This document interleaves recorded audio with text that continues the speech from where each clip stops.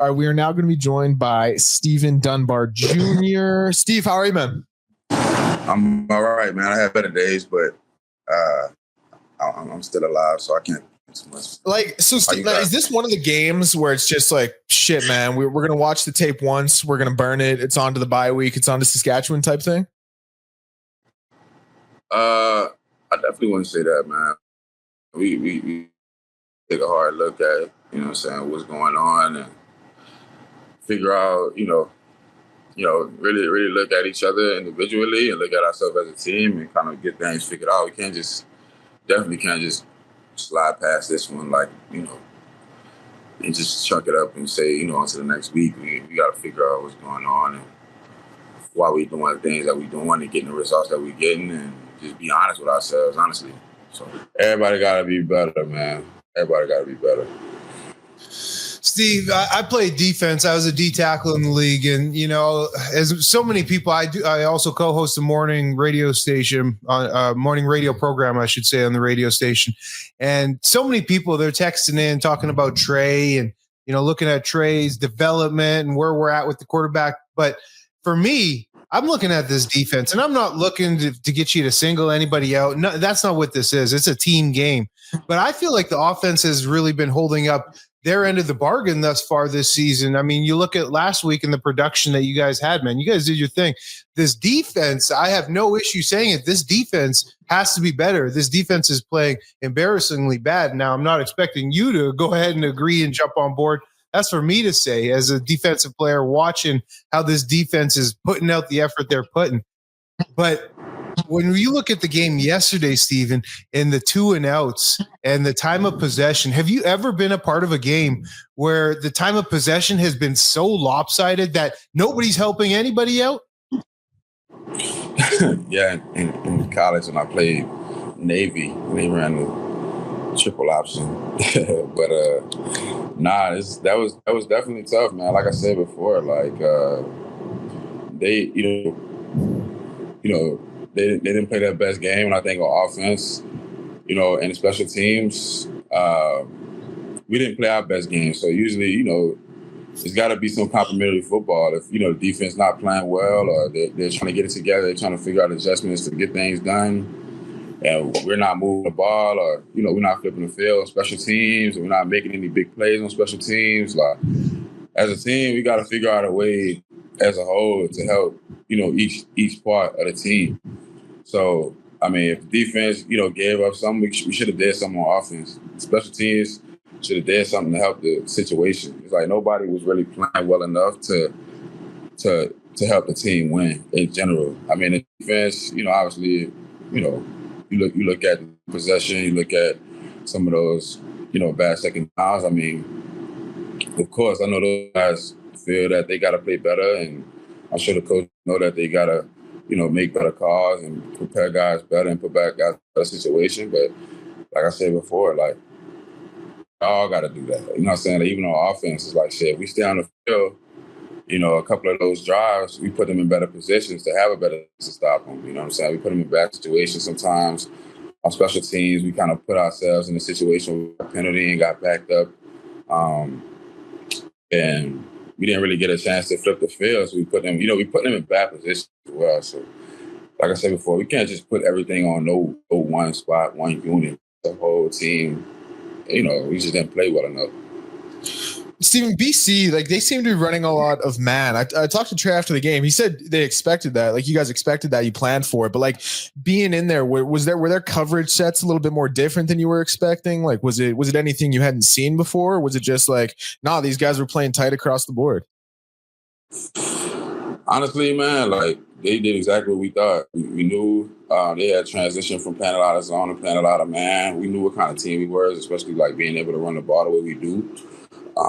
We knew that they was going to go play a lot of man. And I think the thing that kind of hurt us was, we missed a couple of those shots. If we hit a couple of those shots down the field, and, we kind of, that makes the defensive coordinator a little bit more, thinking about, like, man, should I keep these guys in man? But by us not hitting those shots, he's feeling confident. So, got his guys putting their ears back, blitzing the quarterback, loading the box up, and just, forcing Trey to make those and, forcing our O-line to, protect. I thought our O-line did a pretty good job. Yeah, I did too. So it's just a matter of, like I said, we just gotta execute better at hitting those shots and getting explosives to put guys in, to put their coordinator in the mindset of like, that should I do, man, every snap, should I blitz every snap because they're gashes. But we just like I said, we wasn't playing well enough. Hey, Steven, and I'm glad you brought up those shots, man, because they were critical moments in the game. In the media availability post-game, Trey brought up the fact that on the iPad, he was seeing things, which I agree. Like Maximek, OC, he was calling some good plays, drew up the right scheme in those shots because you guys had him beat on both, at least yours and Rankin's. You guys were 2-3 yards behind the defense. It's a matter of executing that. What is said on the sideline when you're missing those shots? Like, we're just back to the drawing board or what? Like, is there accountability on the sideline? Yeah, we try to make sure that we hold all our guys accountable. Like we good teammates, and what I'm saying, we're not trying to put guys in the tank. That playing quarterback is hard. It's not easy. What I'm saying, so it's easy to mother a person when you don't gotta live their life. You know what I'm saying? But at the end of the day, it's they were there. Like I said, the looks were there. The throws are open. Guys were getting open. You just gotta make the throws. And I know Trey. I know he feel that, and that's all. I can really speak on that part. It's just that we definitely gonna tell him like, come on, bro. You better than that. You can make that throw. At the end of the day, what I'm saying, we had to make plays for you and do what we got to do for you. But it's definitely got to play better. And if yeah. Hey, bro, I'll say this, man. I've never met you before. I've watched your whole career, though. Man, I respect the hell out of your answers right now. I really do. You're a leader on that team, and you can tell by the way you're answering these questions in a difficult phase of the season right now, but then by your play. So I just want to say that, man. I respect you. Yeah, I appreciate that, man. Appreciate it. Steven, man, so I was looking back through your Twitter, like we like to do a deep dive. We like to get into it here. First of all, actually, I want to ask about your handle. So it's at Hercules, at HERKULESS __. Is that Hercules, and is that like a nickname you had? Yeah. So I pledged Kappa Alpha Psi in college. Okay.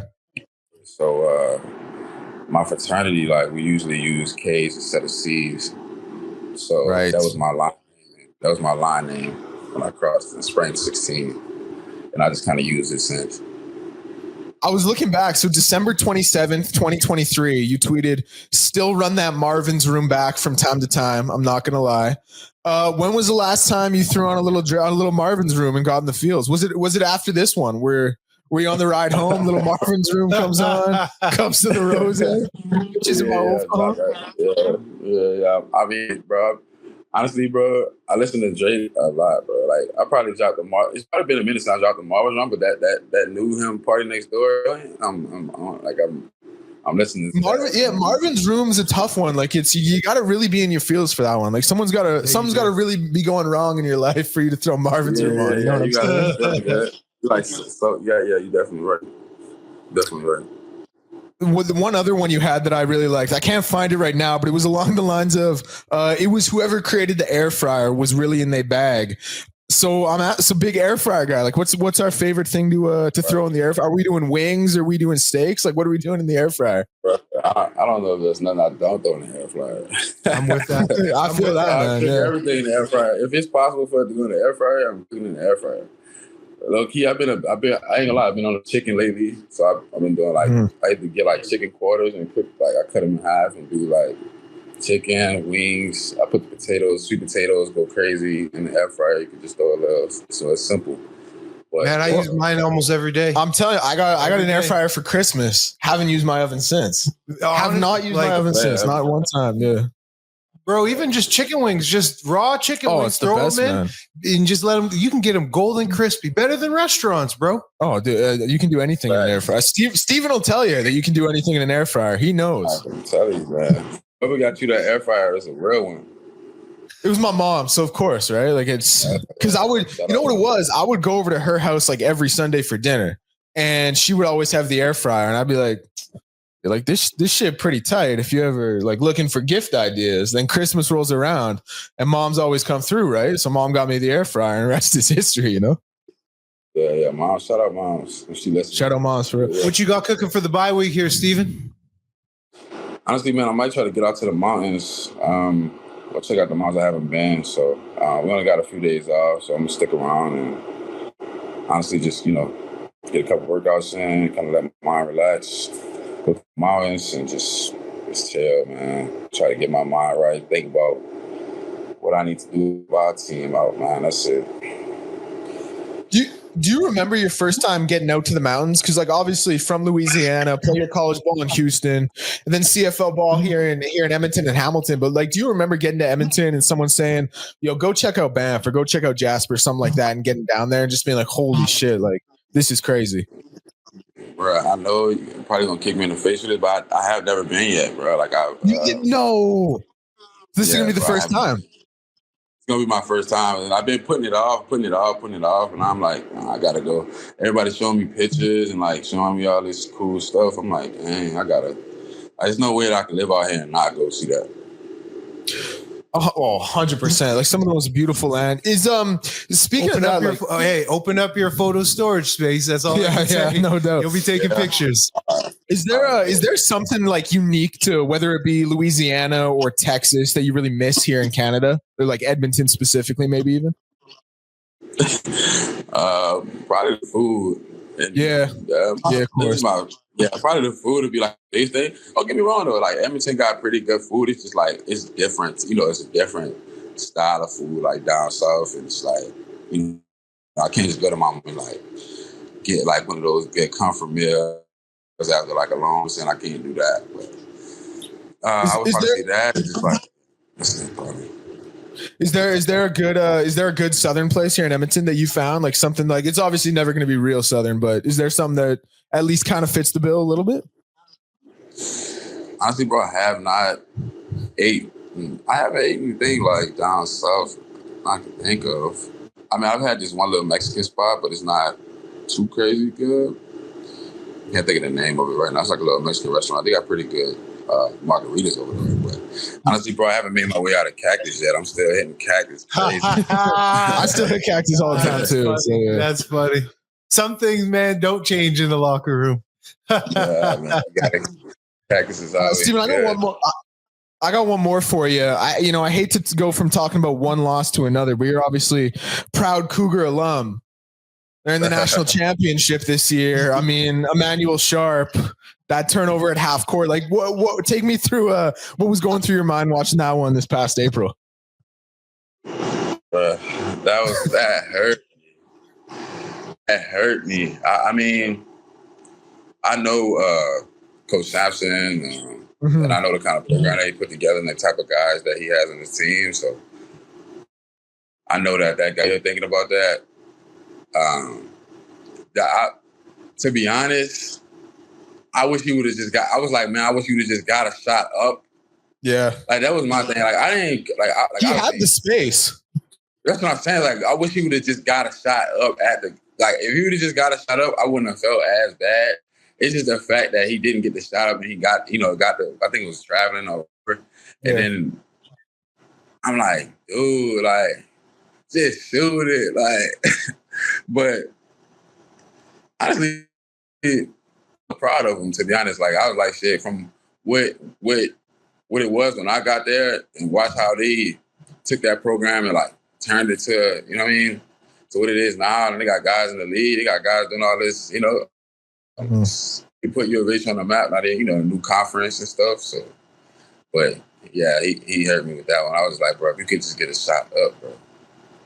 Because here's the thing, like, even if you brick it, it's like at least you got it out. Like Walter Clayton is 6'3" and not athletic, and he's closing out on you from like 6 feet away. Like you got to at least get it up. You know what I mean?